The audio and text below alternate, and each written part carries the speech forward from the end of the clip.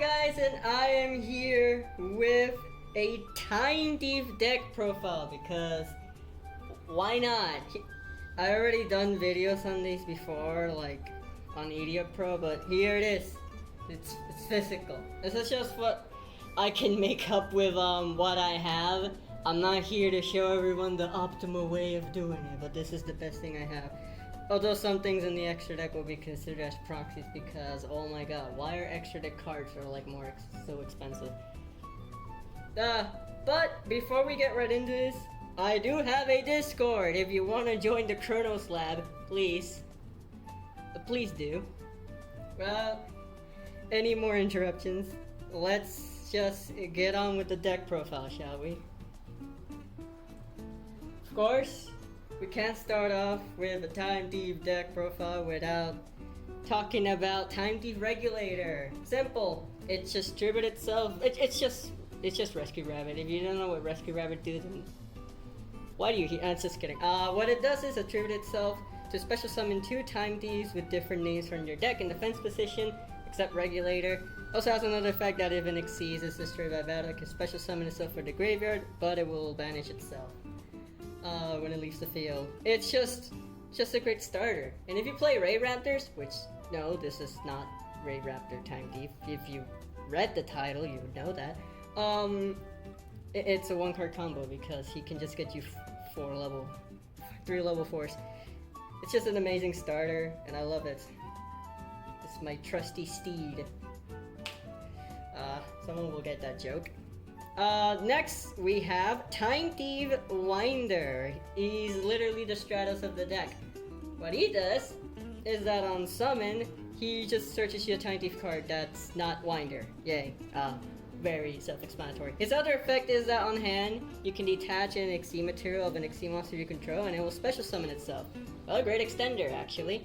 So it searches and it extends for you. Of course, why would you not play it at 3? It's best guy. What are the newer cards we have here? And I hate that people for some reason only play this at 2. Time Thief Adjuster. Now, a lot of people hate that Time Thief Adjuster's effects are only 1 effect per turn, though I really don't care because whatever you would even pitch, well, let me explain. Her first effect is that basically it's a Kage to Kage for the archetype. When you normal special summon a Time Thief monster, you get to special summon this from the hand. Her other effect is Foolish Burial, a Time Thief card, but herself. Wow, thank you. Yes, it would be amazing if it can do both effects, but I'm pretty sure there's like reasons for that. It'd be way too busted in my opinion. Other than that, it also really doesn't matter. You most likely just use it as an extender, and even then, you can just summon it from the deck with Regulator, and it will pitch for you. Like, come on. Let's be real here. Regulator's probably the reason you can't use both effects. Whatever. Either way, play it at 3. I don't know why people only play it at 2. It's a great card. Best girl. Next card we have at 2 copies actually is Time Thief Bezel Chip. Now why 2? Because his on-field effect is actually good. His on-field effect is the quick effect, tribute itself, and DD Crow your opponent.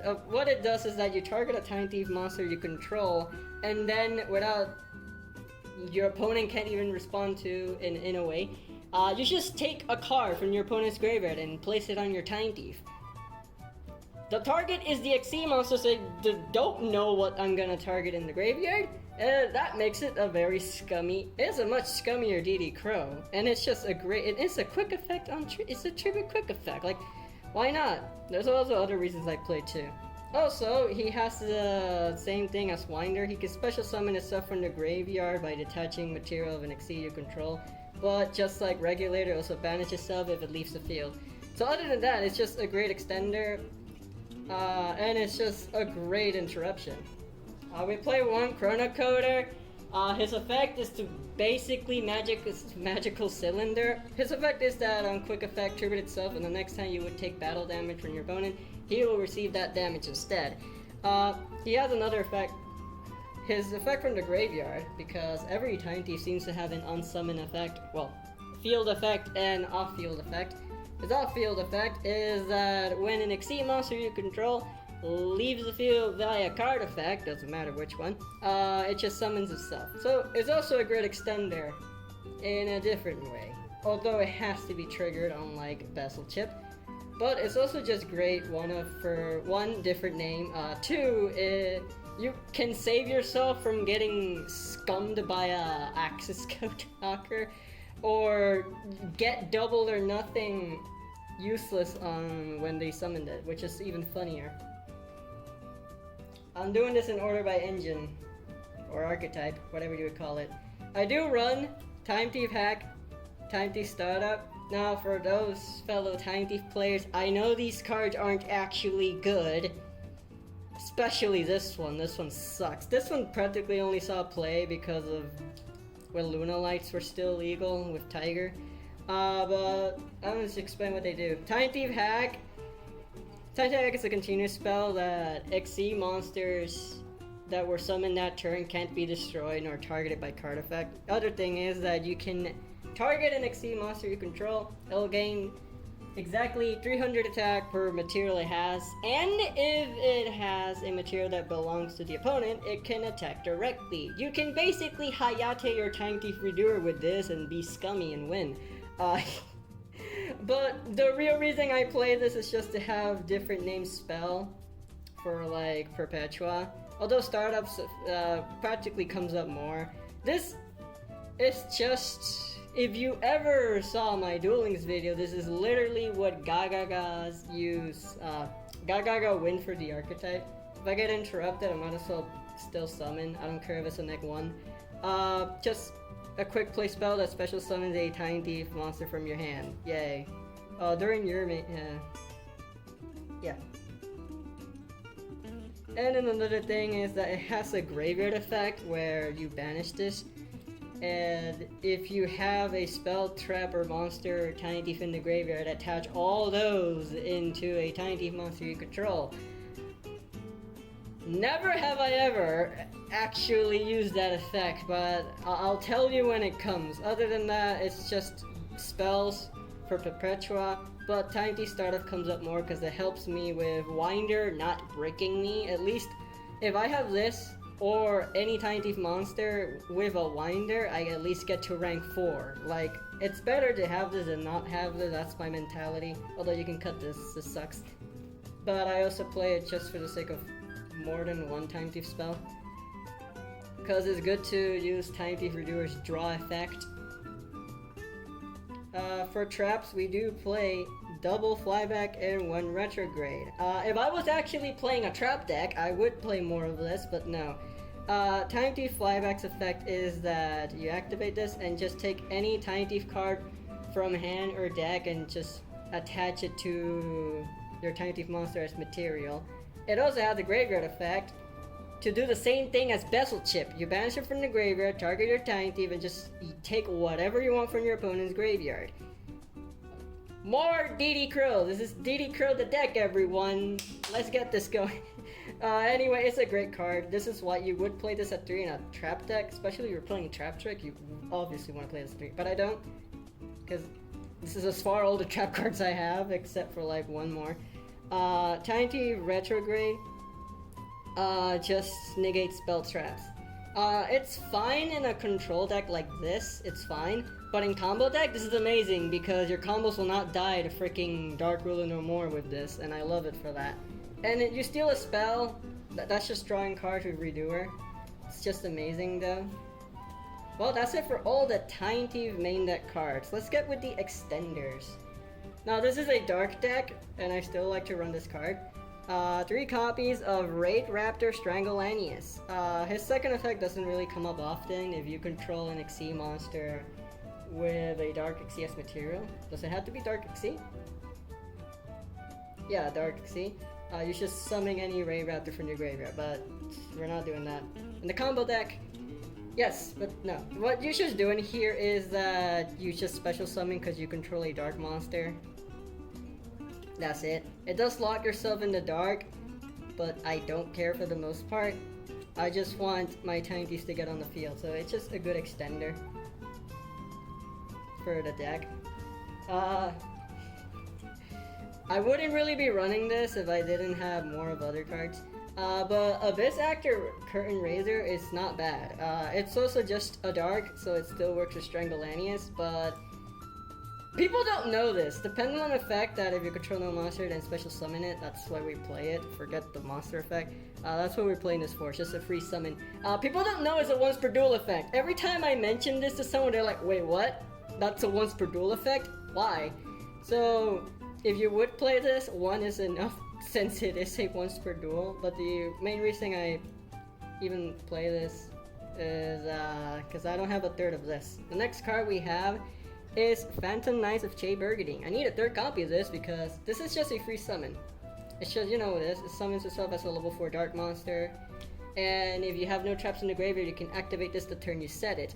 Of course, this is great because you want a trap on Time Thief Redoer. I don't need to explain this too much. That's the only reason, and I want a third copy. I would cut one Abyss Actor, or both of them, so one is just a third copy of Che Burgundy, and the other Abyss Actor Curtain would be a Feather Duster. That's it for the extenders. Now for hand traps. Best hand trap for the archetype Psyframe Gear Gamma. Not just as a good hand trap, but you know, Regulator tributes itself for cost, so you won't have anything on the field when they chain your dreadful Ash Blossom at you. So you just punish them, make a Lambda or an Omega, and you still get your effect off.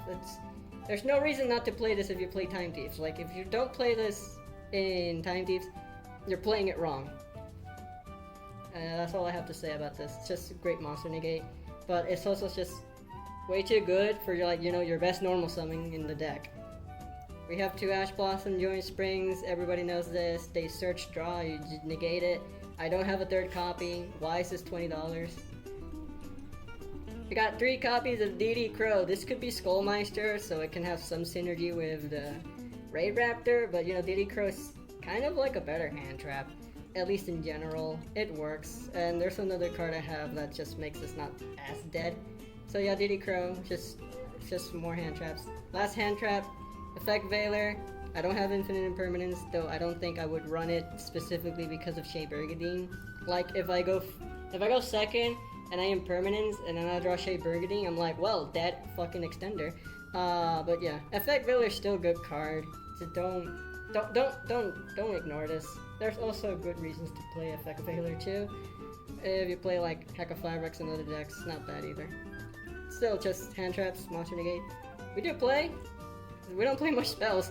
We did play Lord Darkness. I know it sucks, but I'd rather dig deeper into my deck than not play any ways to dig deeper in my deck at all. The more I can see Regulator, the better, I guess. I know it's not that great. There's like no synergy in banishing your cards, and this is probably the main reason I even play a second Bezel Chip in this deck. Last but not least, Call of the Grave because I hate Ash Blossom. Now for the extra deck. 2 Time Thief Redoers. In the standby phase, you get to take the top card of your opponent's deck and make it as his own material. This is great. Also, quick effect, no cost. Like, people keep asking if it's a cost. No, it's not a cost. It's just quick effect and then they respond. Then, if you do, on resolution, detach any type of materials, monster, spell, trap. Monster, it sends itself into the future and comes back in the end phase. Spell card, you go to the future and steal a card from your deck, so an extra draw. Trap card, you send your opponent back to the past, to the top of the deck. Anyway, yeah, you either bounce a card, face a card without targeting, draw a card, or banish it until the end phase depending on the type of materials you have. And why trap is the best? Because it's removal. Non-targeting, it can out-dragoon. This deck can out-dragoon! Yeah. Time Thief Redoer, best card. Then we got Time Thief Perpetua. Standby phase effect, detach a material and just revive a Time Thief monster in your graveyard. So yeah, it can revive Redoer, and since it happens on the standby phase, Redoer can do his standby phase effect. By the way, the standby phase effect is not once per turn. So if you have 3 Redoers, you're gonna steal 3 cards on the top of the deck. The other effect of Perpetua is the quick effect, just target any XC monster you control and then take a Time Thief card from... Does it work on hand too? No, only from deck. A Tiny Thief card from deck and attach it to that XCS material. If you want to do some shenanigans, like, I don't know, Ghost Trick Mischief FTK with Perpetua, you can. Just putting that out there. Tiny Thief Double Barrel, not good, but I want to run it because I want to. His effect, it's just like worse than Redoer, because it's not a quick effect, but if your opponent activates a card effect, you get to activate it. For monster, it gains 400 attack. For spell, I can take control of one face-up monster my opponent controls until the end phase. Doesn't target. And trap card, I can just effect Veiler a monster. Doesn't target. At least it doesn't target, and it's not bad. It's a monster negate if I have a trap. So it's not a bad card. It's just sad that it doesn't steal cards on its own for that little slight advantage of RNG. Anyway, the rest is toolbox. Abyss Dweller, make people cry. Tornado Dragon, make people cry. Just good for against back row. I shouldn't be playing this. I rather play Baguska, but this can make Pendulum cries of all things, so it's not that bad. I wish these cards were not Dark Rebellion Xyz and Dark Requiem Xyz. Rather, I wanted this to be Raiders Knight. That's his name, right? And I wanted this to be Arc Rebellion because I hate double or nothing. I always draw double or nothing, man. This is another proxy. This should be Omega. I don't have Omega. It's good for... It's just a good synchro to summon if you resolve Gamma. Other thing is... Yes, I have an IP, but no. I want to run Lambda because... If you didn't notice, Redoer is a psychic monster, and it will banish itself as part of its effect. So you can trigger, make a turn 1 play to Lambda Redoer and search Gamma. So you should search and negate with Time Thieves. So yeah, I want it. Other than that, I guess I can still use IP to like play Phoenix Unicorn. Most of my extra deck like doesn't really matter. With that being said, that's my Tiny Thief deck profile. Yeah. Just hope you enjoy. I hope you try this out. It's a very nice archetype. It's my favorite. And I hope you guys join that Discord because it's nothing better for me to do. With that being said, I hope you guys enjoyed this deck list profile. And I guess I'll see you guys whatever I do next. I'm bored as heck.